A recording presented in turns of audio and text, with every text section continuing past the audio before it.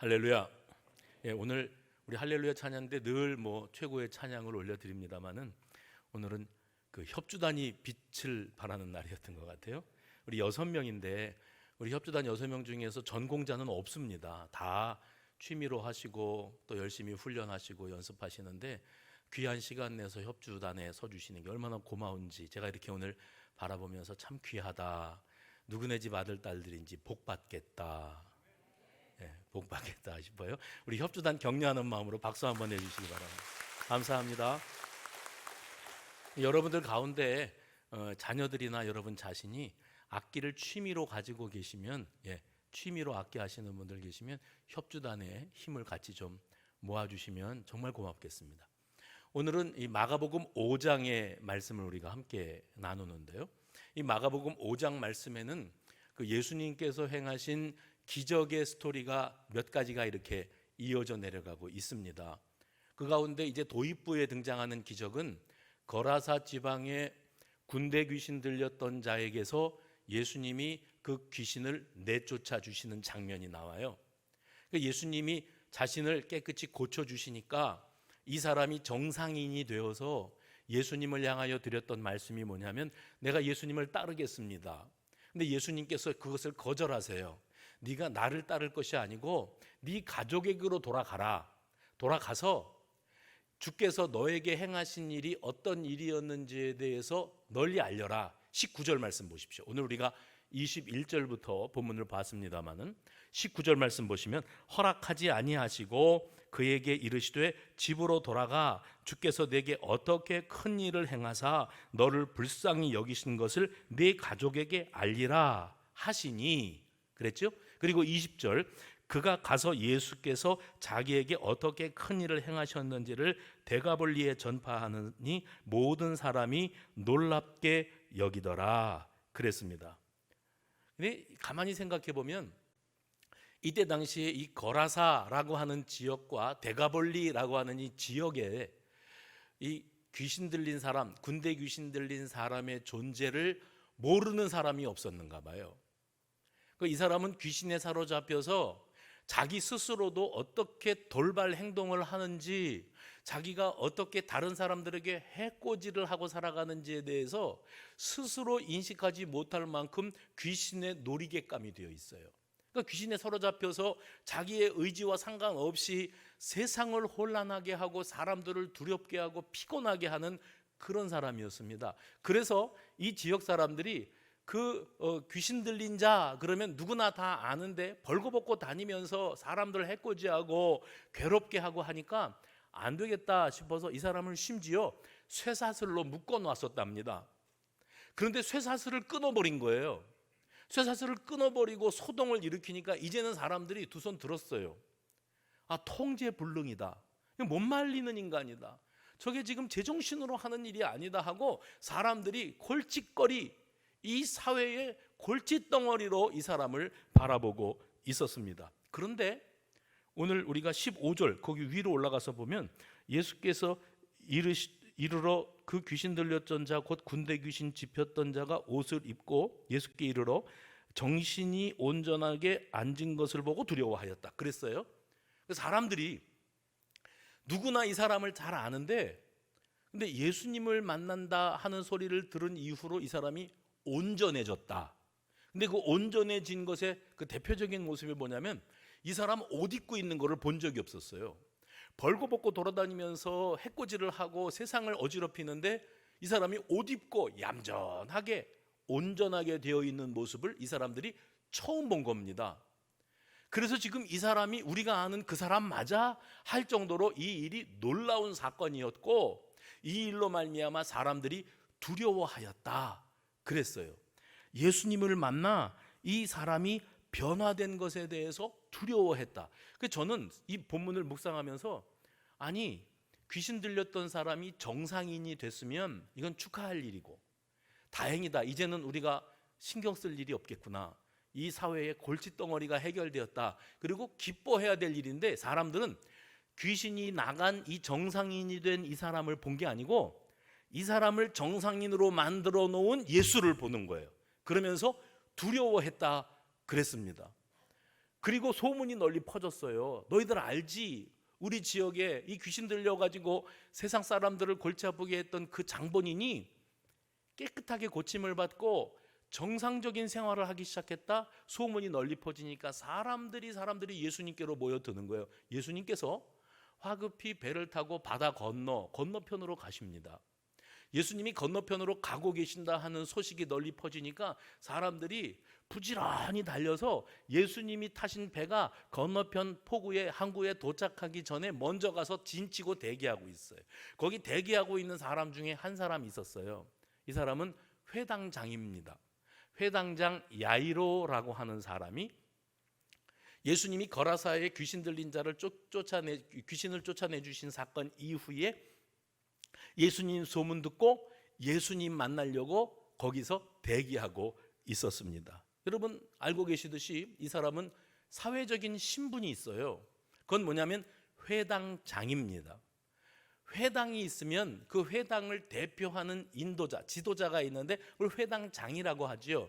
근데 회당이 한 곳에만 있는 게 아니라 여러 곳에 여러 회당이 있습니다. 그러면 회당이 여러 곳에 있고 회당장이 있으면 그러면 회당장의 숫자도 한두 사람이 아닌 거예요. 회당의 숫자만큼 회당장이 있는 겁니다. 회당은 언제부터 시작이 되었는가? 이스라엘 백성들이 북이스라엘과 남유다로 있다가 남유다가 바벨론에 의해서 패망을 당한 일이 있습니다. 나라가 망하고 사람들이 포로로 70년 동안이나 바벨론의 포로로 잡혀갔어요. 다 간 건 아니었지만 그래도 적지 않은 숫자가 바벨론 포로 생활을 시작하게 됩니다.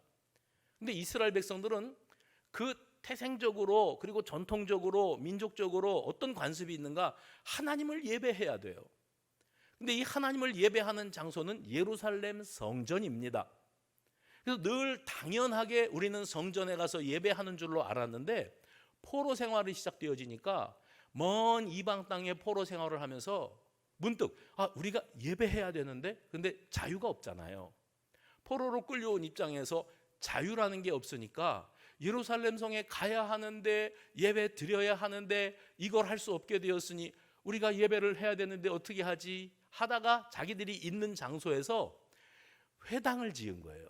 회당은 그래서 먼 곳에 끌려가 있는 이스라엘 백성들이 자기들의 의지와 상관없이 포로로 잡혀가거나 아니면 먼 나라로 이주해서 나갔을 때 고향이 그립고 그 고향 땅에 있는 예루살렘 성전이 그립고 그곳에서 마음껏 예배하던 그때가 그리워서 그 대신으로 회당을 지어놓고 예루살렘 성을 향하여 예배하고 경배하던 그 포로기에 시작되어진 게 회당입니다.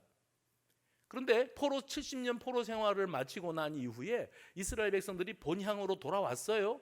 다 돌아왔습니다. 그리고는 이제 감격적으로 예루살렘 성에서 예배를 드리는 거예요.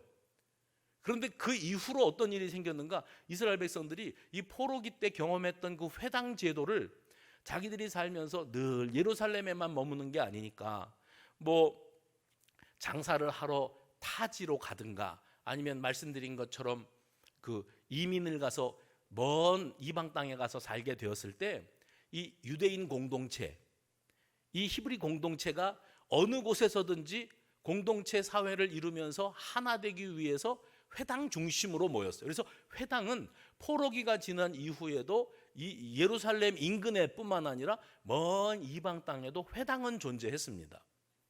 우리 이민 사회 이야기를 들어보면 그 이민 사회의 이야기를 보면 다 그 뭐 공부하러 왔든지 돈 벌러 왔든지 뭐 주재원으로 왔든지 온 사람들이 외롭잖아요. 언어도 잘 안 통하고 또 서양 사람들이 이 동양 사람들 알기를 우습게 여깁니다. 인종 차별이 상상을 초월합니다. 그래서 날개를 못 펴는 기가 죽는 거지요. 눈칫밥 먹고 기가 죽어서 남의 나라에 얹혀 사는 거예요. 뭐 시민권을 얻었다, 뭐 영주권을 얻었다 아무리 그래 봐야 우리는 태생적으로 한국 사람이지 거기에서 나는 미국 시민이다 아무리 해봐야 그 사람들이 사실 쳐주지도 않습니다. 그게 이제 서러움이거든요. 그때에 사람들이 교회로 모인다는 거죠. 제가 그 소리를 들었습니다. 교회로 모이는 건 내가 원래 기독교 신앙이 있기 때문에 주일날은 예배드려야 돼. 그래서 교회로 모이는 사람들도 있지만 외로운 이민 생활을 하면서 내가 위로도 받고 정보도 교환하고 그리고 우리 한국 사람 공동체, 그 공동체 무리 속에서 뭐 같이 음식도 나눠 먹고 서로 위로도 하고 축하도 하고 그러면서 한 무리를 이루어서 지내는 거죠. 이스라엘 공동체는 회당 중심으로 모입니다. 그래서 사도 바울도 가는 곳곳마다 회당에 먼저 찾아갔던 기록을 여러분들이 기억하실 거예요. 그러면 회당에서 그 회당을 이끌어가는 사람이 누구냐? 회당장이에요. 예루살렘 성에는 성전이 있고 성전 제사를 집례하는 사람은 제사장이에요. 그런데 회당은 이제 타지에 가 있는 출장소와 같다고 말씀을 드리면 좋을까요? 그와 같잖아요. 근데 그곳에 있는 회당장이 하는 일도 사실은 제사장이 하는 일과 크게 다르지는 않습니다. 그는 거기에서 성전을 펴서 읽습니다.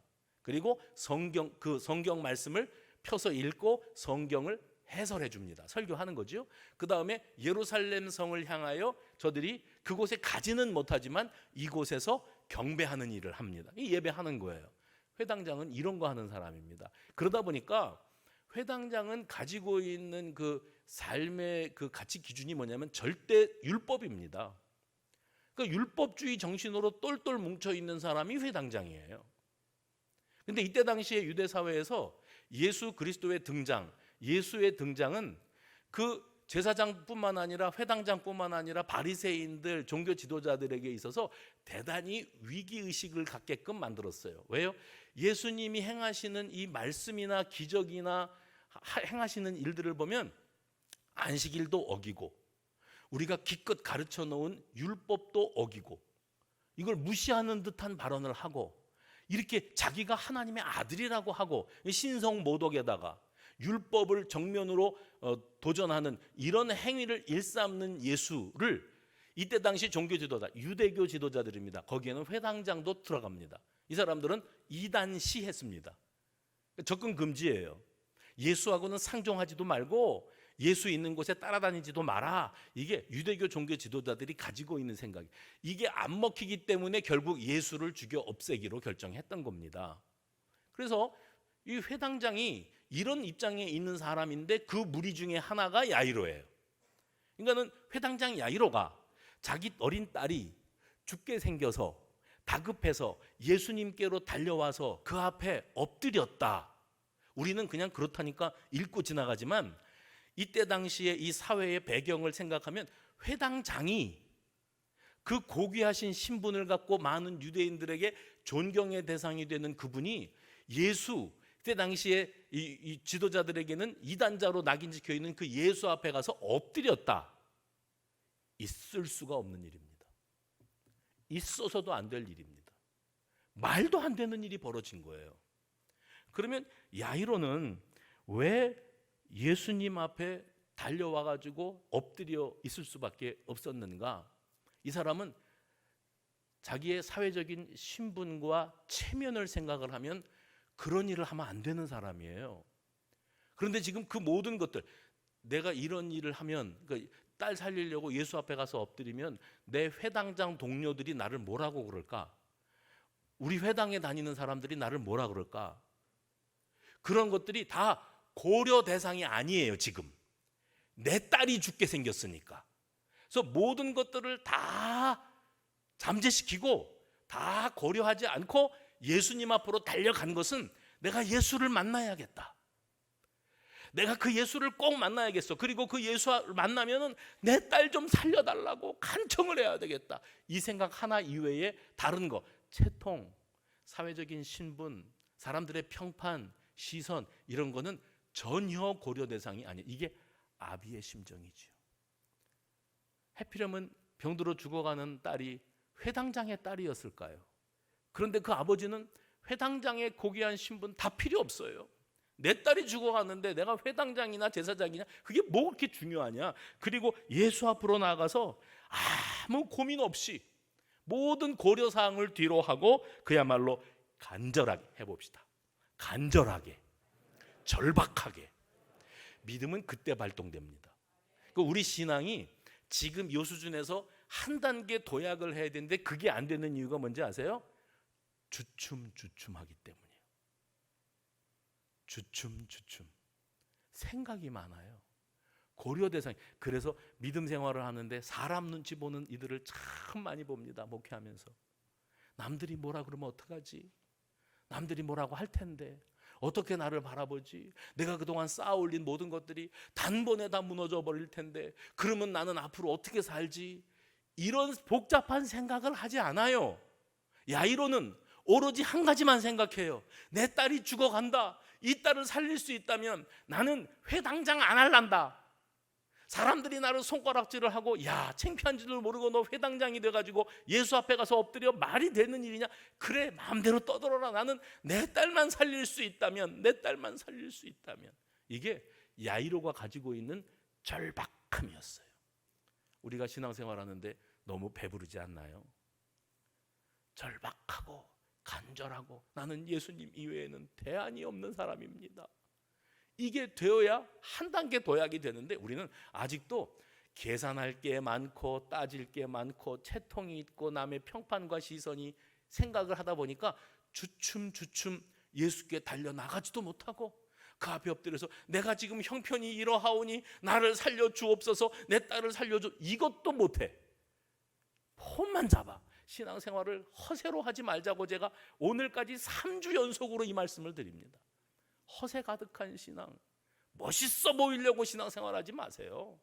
그렇게 보이려고 보이는 게 뭐 그렇게 중요해요? 주님이 알고 계시는데. 그래서 22절 23절 오늘 본문에 보면 이렇게 되어 있습니다. 회당장 중에 하나인 야이로라 하는 이가 와서 예수를 보고 발 아래 엎드리어 간곡히 구하여 이르되 내 어린 딸이 죽게 되었사오니 오셔서 그 위에 손을 얹으사 그로 구원을 받게 하옵소서. 다 내려놓았어요. 딸 하나 살리려고 다 내려놨어요. 그는 이걸 믿고 있습니다. 예수님의 병 고치는 사역에 관한 소문을 듣고 예수님이 내 딸을 살리신다는 확신이 있어요. 또 한 가지는 예수님이 죽어가는 내 딸 위에 손을 얹으시기만 하면 내 딸이 살아날 것이다. 그냥 살아나면 좋겠다, 살아날 수도 있다, 이게 아니고 예수님이 얹어만 주시면 살아난다, 확실히 믿어요. 그리고 또 한 가지, 동시에 이 야이로에게 있어서 구원이라는 것은 무엇인가? 그거는 죽어가는 내 딸이 살아나는 게 구원이에요. 그래서 자기 입으로 그렇게 표현을 합니다. 내 딸을 살려주시고 그렇게 나를 구원하시고 내 딸을 구원하여 주옵소서. 그 절박함 속에 이 야이로의 그 지금의 현실의 모습이 고스란히 드러납니다. 저는 이 말씀 속에서 이런 생각을 해봤어요. 이 야이로가 예수님 만나러 가기 전에 자기 회당장 친구들하고 대화를 나눌 때 나 생각해 봤는데, 이거 제가 상상하는 겁니다. 나 생각해 봤는데 예수께로 가야겠어. 네가 예수께 왜 가? 나 예수님께 가서 내 딸 좀 살려달라고 빌어봐야 되겠어. 소문이 들렸잖아. 죽어가는 사람이 살아나고 귀신 들린 사람이 깨끗함을 입었다는데 저 바다 건너에서는 거라사 지방에서는 귀신 들린 자가 깨끗이 정상인이 되었다는데 내 딸도 예수님이 살려주실 수 있지 않을까? 난 이제 예수께로 갈래. 그때 친구들이 너 지금 제정신이야? 너의 사회적인 신분을 생각해봐. 너는 회당장이야. 그냥 회당에 들락거리는 보통 사람이 아니고 회당을 대표하는 회당장이야. 회당장에 채통이 있지. 사회적인 신분과 지위가 있지. 네가 예수 앞에 가서 엎드렸다 그러면 우리는 뭐가 되냐? 사람들이 회당장들 알기를 뭐로 알겠냐? 너는 네 생각만 하냐? 그리고 너 그렇게 갔다가 예수가 네 딸 안 고쳐주면 어떡할래? 기껏 예수 앞에 엎드려서 살려달라고 간청했어요. 다 포기하고 세상 사람들이 뭐라고 손가락질 할 것인지를 알면서도 그래라, 그래도 상관없다고 가서 했는데 예수님이 안 고쳐주시면 회당장 신분도 날아가고 딸은 딸대로 병들어 죽고, 그러면 너는 완전히 망하는 거 아니냐? 계산을 해봐. 그러지 말고 지금 이제라도 용한 의사를 또 다시 찾아보자. 용한 의사를 만나는 게 너의 신분도 지키고 네 딸도 살릴 수 있는 유일한 방법이야. 예수한테는 절대 가면 안 돼. 아마 그 옆에 있는 사람들이 그렇게 말하지 않았을까요? 말렸을 거예요. 그런데 야이로는 어떤 상황에서도 그 모든 이야기들이 고려 대상이 아니에요. 귀에 들어오지 않습니다. 자기 마음에 이분 예수께서 내 딸을 살려주시리라, 그 확신이 그 속에 자리 잡고 있었어요. 믿음은 내가 주님을 향하여 나아가는데 모든 고려 상황, 고려 대상들을 다 잠재시키는 거예요. 물리치는 겁니다. 혹시 예수님이 안 고쳐주시고 나는 회당장 노릇도 못하면 그러면 어떻게 하지? 이런 고민 자체가 아예 없는 겁니다. 해봅시다. 믿음은 직진입니다. 직진이에요. 심지어는 야이로가 예수님 모시고서 부지런히 자기 집으로 가는데 자기 집 쪽에서 사람들이 와가지고 됐습니다, 끝났습니다, 예수님 모시고 갈 필요 없어요, 죽었어요. 그 소리 들었을 때 야이로가 얼마나 충격이 크고 낙심됐을까요? 무릎이 탁 풀렸을 거예요. 다리에 힘이 없었을 거예요. 그런데 그때 예수님께서 이 야이로를 격려하십니다. 우리가 믿음으로 나간다고, 믿음은 직진인데 가는데 내가 고려하지 않겠어 했던 일들이 벌어진다니까요. 그러면 주춤주춤합니다. 신앙이 성장하지 못하는 이유는 주춤주춤하는 거예요. 천하의 야이로가 내 딸만 살릴 수 있다면 이러고서 했는데 죽었네요. 그래서 다리에 힘이 풀리네요. 이제는 끝났구나 싶은데 예수님이 뭐라고 말씀하세요? 36절에 두려워하지 말고 믿기만 하라. 해봅시다. 두려워하지 말고 믿기만 하라. 주춤했는데 그래서 아이고 내가 잘못 짚었네, 예수 데리고 가다가 우리 딸 만나도 못 보고 죽었네 이러는데 예수님이 두려워하지 말고 믿기만 하라. 사실 여러분, 이 장면, 이 상황이 우리 신앙생활 하는데 매번 일어나고 있는 일들입니다. 이게 현실이에요. 믿음으로 가고자 할 때에는 현실의 장벽이 가로막습니다. 그리고 우리 머리가 복잡합니다. 이렇게 되면 어떻게 하지? 그런데 믿음으로 한다고 그러고 이렇게 했는데 또 저렇게 되면 그 다음엔 어떻게 하지? 고민과 고려 상황이 너무 많은 거예요. 게다가 만에 하나 믿은 대로 되지 않았다가 나는 나대로 망신당하고 나만 손해보고 상처받으면 어떻게 하는가 하는 이 복잡한 심정, 계산이 복잡하고 그 다음에 두려움이 자리를 잡을 때 우리는 그때 흔들립니다. 믿음 생활을 한다고 하면서 우리가 수시로 이런 갈등들을 경험합니다. 아멘, 믿습니다 해놓고 뭔 일이 벌어지면 이것 봐 내 또 이럴 줄 알았지, 그러고서는 주저앉아 버리는 거예요. 직진이 안 되는 거예요. 그럴 때마다 우리에게 예수님이 말씀하세요. 아무개야, 두려워하지 마, 믿기만 해라. 그래서 이 격려의 말씀은 누가 뭐라고 하든, 아니 심지어 네가 그렇게도 원했던 그 기도의 제목이 네가 원했던 방식대로 이루어지지 않았다고 할지라도 너는 너답게 살아라, 전진해라. 야이로의 집을 향하시던 예수님이요, 야이로네 집에 가기 전에 중간에 12해 동안 혈루증을 앓던 여인을 만난 적이 있습니다. 오늘 본문에도 여러분이 읽으시면서 이 장면을 묵상을 하셨습니다. 근데 이 여인의 현실을 오늘 26절에 이렇게 표현을 해요.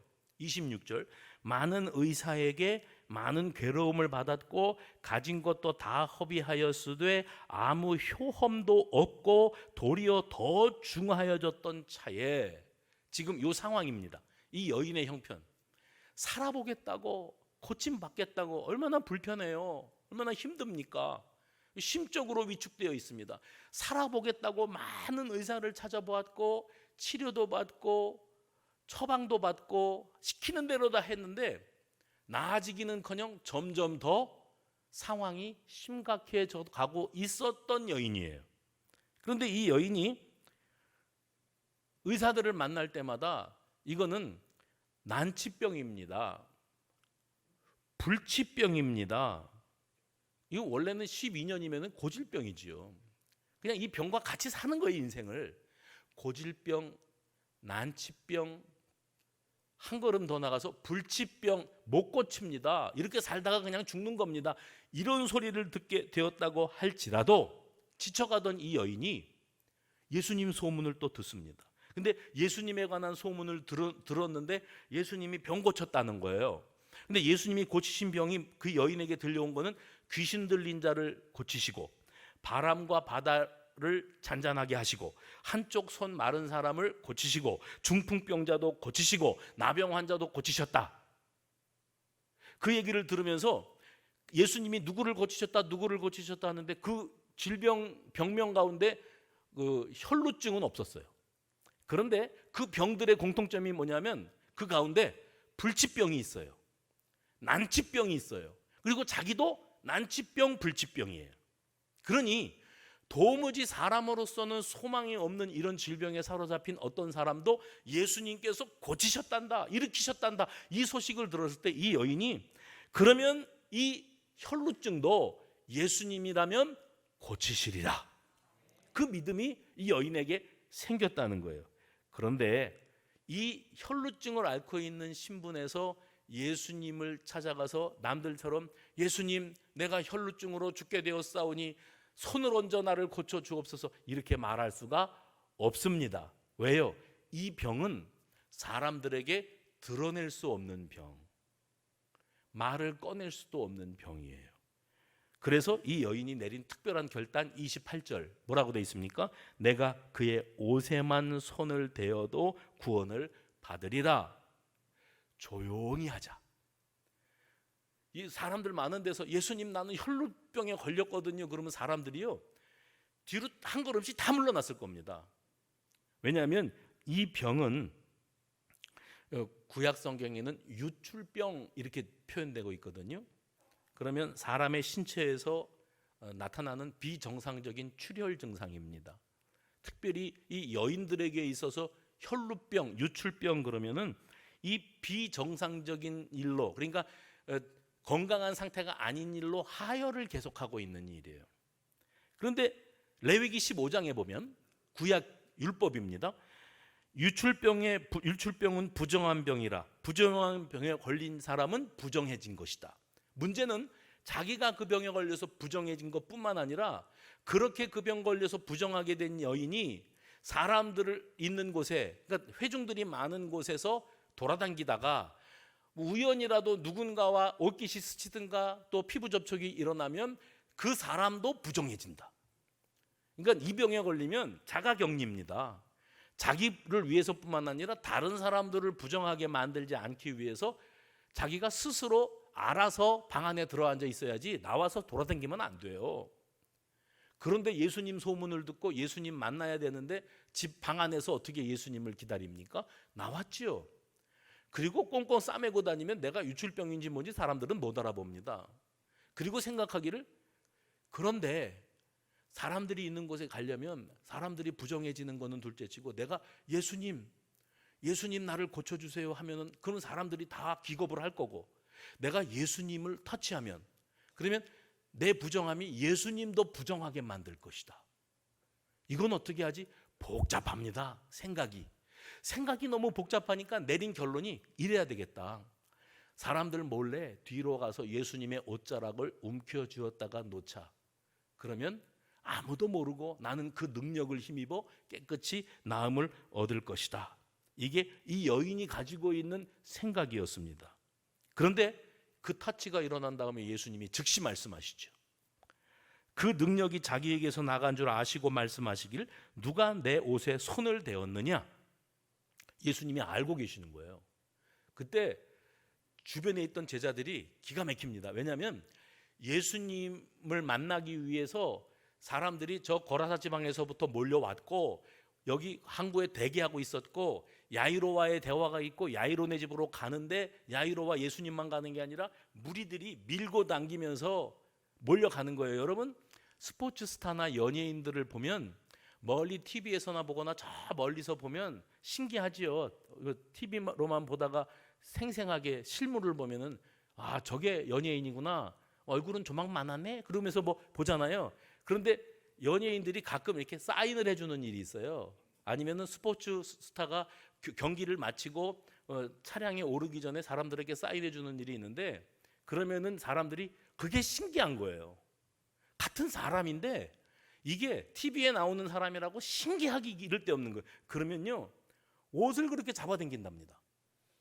옷을 잡아당기고 또 머리카락도 잡아당기고 뭐라도 만져보려고 그러고 밀고 당기. 예수님이 이때 당시에 스타입니다. 온 세상 사람들이 예수님 한번 보려고 구름대같이 몰리던 때, 그러니까 예수님이 계시는 곳에 사람들이 밀고, 곧 밀지 말라고 또 밀리고, 내가 밀었냐고 뒤에서 밀었다고 그러면서 예수님께 밀어 접촉되고요, 예수님 옷이라도 신기해서 만져보고요, 예수님 머리카락이라도 한번 만져보고 이러는 사람들이 거기 수두룩해요. 누가 내 옷에 손을 대었느냐? 예수님 지금 뭔 말씀하시는 겁니까? 예수님한테 손댄 사람이 지금 한둘인 줄 아십니까? 아니, 그런 타치 말고 누군가 절박해서 간절해서 내 옷깃에 손을 대었던 사람이 있다. 그 여인이 깜짝 놀랐어요. 어떻게 하셨지? 그래서 예수님 앞에 엎드립니다. 그래서 33절 두려워하며 떨며 말합니다. 두려워하며 예수께 엎드려 모든 사실을 그대로 여쭈었어요. 그때만 해도 이 여인은 어떤 생각을 했냐면, 나는 이제 큰일 났다. 예수님이 이렇게 말하실 거예요. 저는 12년 동안 혈루증을 앓던 여인이었는데 예수님의 옷자락에만 손을, 이렇게 얘기를 시작할 때 예수님뿐만 아니라 주변에 있던, 혈루증? 그 유출병을 앓는 여자가 지금 싸돌아다니는 거야? 그리고 예수님 곁에 다가선 거야? 너 제정신이냐? 이랬을 거고, 예수님도 네가 부정한 여인인데 그 부정한 손으로 나를 건드리면 나를 부정하게 만들려고 그런 것이냐? 하고 야단칠 줄 알았어요. 근데 예수님이 야단치지 않으세요. 이렇게 말씀하십니다. 34절 따라 내 믿음이 너를 구원하였으니 평안히 가라. 내 병에서 놓여 건강할지어다. 아멘 하신 분만 건강해질 줄로 믿습니다. 해봅시다. 내 병에서 놓여 건강할지어다. 사실 저는 설교하면서 따라하라는 소리를 많이 하는 편이 아니더라고요. 내가 어떤 목사님 부흥회하는 거를 이번 주 중에 들었는데, 한마디 지나갈 때마다 따라하세요. 어우, 듣는 사람이 피곤하겠더라. 나는 아주 점잖은 편이더라니까요. 그러니까 따라하세요. 내 병에서 놓여 건강할지어다. 여러분, 회당장 야이로도 모든 고려를 복잡한 거를 다 내려놨습니다. 내가 이거 회당장 못해 먹으면 어떡하지? 당연히 그렇게 될 겁니다. 다 내려놨습니다. 딸만 살릴 수 있다면. 지금 이 여인도 마찬가지입니다. 예수님께로 나아감에 있어서 사람들이 알면 내가 예수님께 접근도 못합니다. 예수님 앞에서 내 병이 드러나면 나는 세상 사람들에게 어쩌면 돌팔매질을 당할지도 모릅니다. 사회적으로 완전 매장당할지도 몰라요. 만에 하나 일이 잘못되면, 그러면 나만 내 부정함이 드러나고 병도 고침도 받지 못하고 세상 시끄러워질 텐데, 이런 모든 두려움과 염려, 이것을 두고 예수님이 내 믿음이 너를 구원하였다. 내 믿음은 어떤 믿음이에요? 절박합니다. 내가 급합니다. 그만큼 절박해가지고 주님 앞에서 사람들의 평판과 시선을 뛰어넘는 역사가 여기 마가복음 5장에 등장합니다. 근데 이런 사람 마가복음에 또 하나 있었어요. 마가복음 10장에 가서 보면 바디메오, 소경 바디메오 이야기는 여러분도 기억하실 겁니다. 이 사람은 소경인데 성박 길가에서 구걸하면서 연명하던 사람입니다. 이 사람은 아예 본 적이 없기 때문에 세상 돌아가는 걸 귀로만 판단해요. 소리로만. 그래서 깡통 하나 놓고, 제가 상상하는 겁니다. 깡통 하나, 구걸 깡통, 그리고 지나가는 사람들이 동전을 몇 입 던져주면 땡그랑 떨어지면 얼마짜리가 몇 개가 들어왔으니 오늘은 한 끼는 때우겠네, 이러고 앉아있는 거예요. 그게 행복이에요. 내가 소경인데 아무도 나 도와주지 않는데 구걸해가지고 누가 적선하면 그걸로 먹고 사는 게 자기의 행복이에요.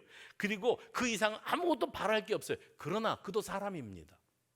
내심 마음 깊은 곳에 자기가 가지고 있는 간절한 소망 하나 있어요. 그게 뭐냐면, 내가 앞을 볼 수만 있다면, 내가 세상의 광명을 볼 수만 있다면. 이게 그 내면의 갈급함이었습니다. 그런 그에게 예수님께서 이 동네를 지나가신다, 예수님이 저기 계신다 하는 소리가 들려왔을 때 이 사람은 자기가 가슴속에 품고 있던 그 응어리진 소망을 단번에 풀어냅니다. 예수님께 소리를 지르는 거예요. 야이로가 회당장이라는 신분을 뛰어넘어야만 예수 앞에 엎드릴 수 있었듯이, 12년 동안을 혈루증을 앓던 여인이 부정한 사람이라고 낙인 찍혀 살아가고 사람들 사회적으로 격리되어 있었던 위치에서 이 모든 난관들을 뛰어넘어야만 예수님 앞에 설 수 있었듯이 오늘 이 바디메오도 세상의 시선, 세상의 편견, 그리고 소리입니다. 그리고 소리를 지르는 거예요. 다윗의 자손 예수여 나를 불쌍히 여기소서. 한번 이래 봤더니 그러니까 예수님이 어디 계신지 거리 측정이 안 되니까 소리만 냅다 지르죠. 그러니까 옆에 있던 사람들이 시끄러, 가만히 안 있어? 거지 주제. 어디 예수님 바쁘신데 네가 예수님한테 말을 건네? 가만히 있어. 그러니까 이 바디메오가 위축돼 가지고 아이고 내가 소리 지르면 안 되는 거였나? 너무 눈치 없이 그런 건가? 이렇게 입을 다물고 얌전해진 게 아니고 더 소리를 높였습니다. 다윗의 자손이여 나를 불쌍히 여기소서. 이 바디메오도 뛰어넘어야 되죠. 장애물이 너무 많습니다. 예수께로 가려고 하는데 내가 예수님이라면 내 병을 고치시리라, 내 눈을 뜨게 하시리라고 하는 확신이 있는데 이것을 가로막고 있는, 이걸 또 주춤하게 만드는 일들이 내 앞에 산적하게 쌓여 있는 거예요. 그런데 이 사람은 주변의 만류도 야단치는 소리도 다 무시하고 예수님께 집중합니다. 그래서 우리 예수님이 어떤 사람들을 찾고 계시는가가 조금 이렇게 이 세 가지의 그 이적의 사건을 통해서 조금 선명하게 드러나요. 그 선명하게 드러나는 장면이 뭐가 있냐면은 주님은요 이렇게 말씀하세요. 지금 저와 여러분에게 나는 네가 어떤 현실에 처해 있던지, 딸이 죽어가고 있던지, 혈루증, 난치병, 불치병에 걸렸든지, 네가 거지꼴로 살고 있든지, 앞을 못 보든지 상관없어. 있는 모습 그대로 나와라. 누구도 너를 막을 사람이 없다. 네가 주춤하고 남의 시선과 평판을 의식하고 용기가 사라지고 누가 뭐라고 그러면 위축돼가지고 또 상처받고 쪼그라들고 그러지 말고 너 지금 생긴 그 모습 그대로, 성깔이 어떠하든지 습관이 어떠하든지 그 모습 그대로 나와라. 저는 목사로서 예배당까지 와가지고 앉아있는데 주무시다 가시는 분들을 봐요. 지금도 한 3분 앉아 계시는데 저러려면 왜 와 있는지, 주보 교정 보다가 가요. 카톡 문자 나누다 가요. 아, 우리 교회는 점심이 맛있어서 왔는가? 저러려면 왜 와서 앉아서 이 1시간 동안을 따분하게 앉아있는지. 사람은 그래요. 예수님은 안 그러세요. 자다가도 된다. 와서 앉아만 있어라. 위로가 되시죠? 예수님이 너 여기서 갯돈 계산하고 주보에다가 숫자 쓰고 있는 거 내가 다 봤거든. 괜찮아. 그러다 가더라도 좋다. 와서 앉아만 있어라. 그러다가 어느 날 어느 순간에 네가 발등에 불이 떨어질 날이 와. 그러면 급해가지고 주워들은 건 있어서 주여 살려주시옵소서. 주님이시라면 능치 못할 것이 없나이다. 이렇게 절박하고 간절해서 매달리면, 그러면 주님은 너 예배드리던 태도를 내가 봤거든. 맨날 자다가 가다가 이제 와가지고 뭘 살려달라 그러냐? 이게 아니고 너 그 모든 난관, 고려 상황, 체면, 남들의 소리 다 없애버리고 그리고 오로지 나에게 집중하는 거, 그거 좋아. 있는 모습 해봅시다. 있는 모습 그대로. 누구도 나를 막을 수 없다. 나는 예수를 만나야겠다. 예수님께 내 인생의 답이 있다. 그게 복음적인 선택이에요. 우리의 일상 속에서 이런 복음적인 선택이 이어지게 되시기를 간절히 소망합니다. 회당장의 신분을 가지고 있음에도 불구하고 어린 딸을 살려야 되겠다고 하는 간절함과 집중력으로 예수님을 향했던 야이로는 복음적인 선택을 했어요. 12년 동안 혈루증을 앓고 살면서 고질병, 난치병, 불치병으로 사망 판정을 받아 이제는 어디 가서 손 쓸 데가 없어요. 그런데 이 여인은 남들이 뭐라고 하든 율법에서 자기의 병을 어떻게 부정하다고 정의했든 그것과 상관없이 그 모든 상황을 뛰어넘어 예수님의 옷자락을 붙잡습니다. 복음적인 선택이에요. 바디메오 역시 마찬가지입니다. 불굴의 외침. 잠자고 있어라, 시끄럽다 그러는데도 외치잖아요. 다윗의 자손 예수여 나를 불쌍히 여기소서. 복음적인 선택이에요. 그래서 이 세 장면의 공통점이 뭐냐? 이 사람들은 누가 뭐라든 나 생긴 모습 이대로 예수께 집중. 다시요. 누가 뭐라든 나 있는 모습 그대로 예수께 집중. 복음적인 선택이에요. 우리 그리스도인으로 살아가는 삶의 모습을 보면 지나치게 남들의 평판을 의식합니다. 남들의 시선을 의식합니다. 그래서 주춤주춤 믿음이 안 자라요. 체면치레 할 때가 아닙니다. 지금 남의 눈치 보고 있을 때가 아니에요. 누가 뭐라고 얘기할까 봐 그게 두려워가지고 마땅히 해야 할 일을 못하고 있을 때가 아님에도 불구하고 성도들은 예수님께 집중하지 못하고 주저주저하며 신앙생활을 연명해 가고 있습니다. 예수님이 지금 나에게 원하시는 모습이 뭐라고요? 아무개야, 있는 모습 그대로 내게로 와라. 시편 51편 하나님께서 구하시는 제사는, 글자를 띄워줘야 내가 읽으자고 할 건데 같이 읽습니다. 시작. 하나님이 구하시는 제사는 상한 심령이라. 하나님이 통회하는 마음을, 상하고 통회하는 마음.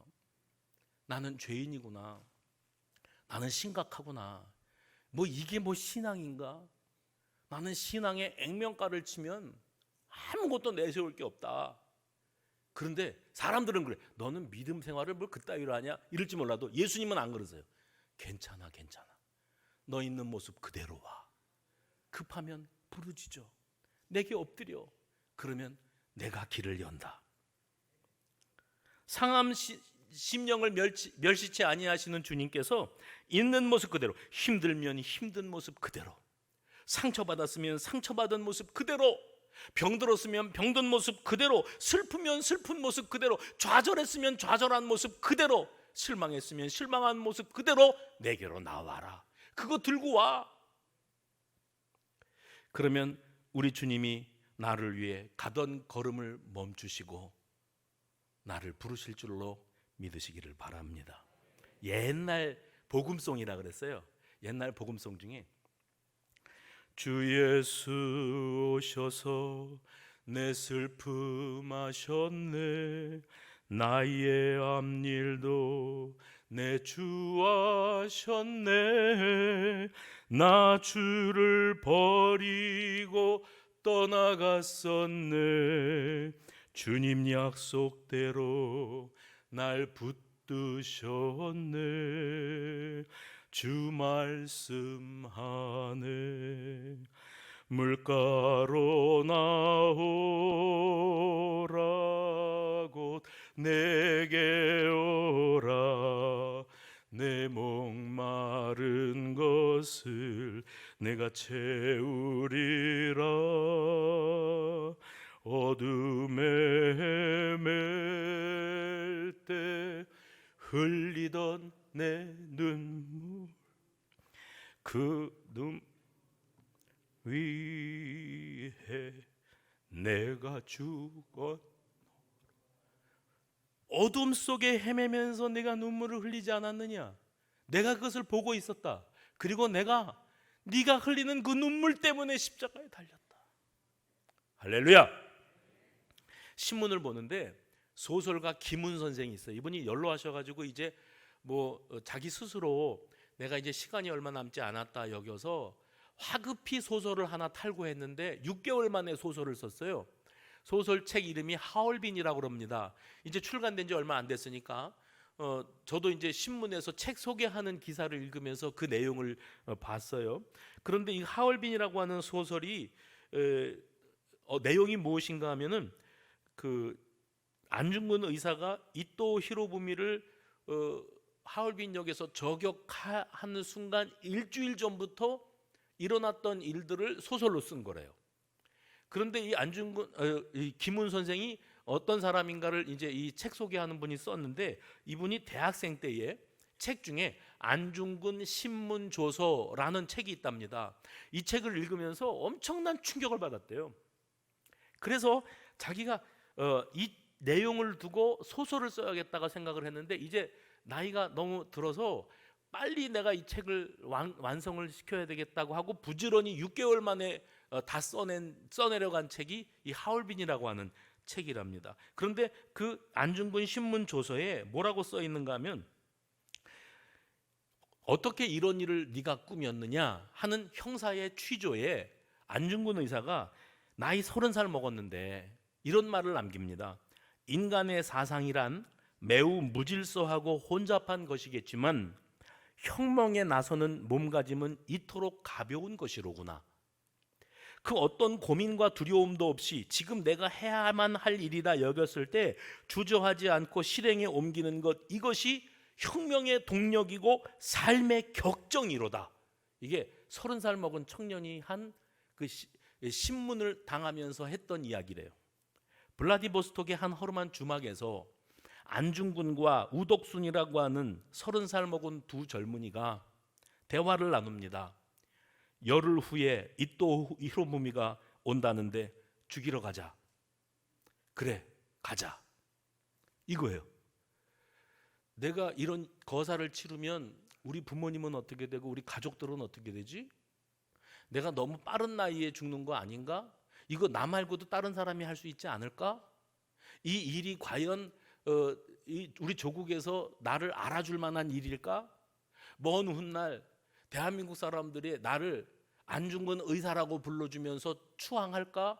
이런 고려가 하나도 없어요. 전혀 고민이 없어요. 어떤 사람이 예수님께 딸 하나 살려달라고 달려갈 때 아무런 고민이 없었어요. 회당장 자리 나 그거 다 필요 없어. 우리 딸만 살려주시면 돼. 그렇게 집중했던 일로 대의 명분과 앞뒤 상황에 대한 아무런 고려가 없이 그들은 큰 일을 치루었어요. 그게 그들 다움이었어요. 그리스도인 다 봐야 돼요. 우리는 생각이 복잡해요.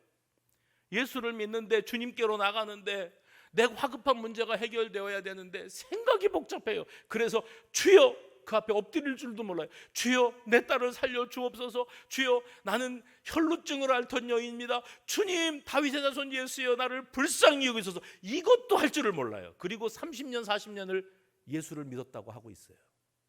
그러니까 맨날 우리는 이러고 있는 거예요. 주춤. 이제는 주저하지 말고 고민하지 말고 남의 시선 의식하지 말고 눈치 보지 말고 복음을 선택하는 우리 수성가족 되시기를 주의 이름으로 축원합니다. 전능하신 아버지.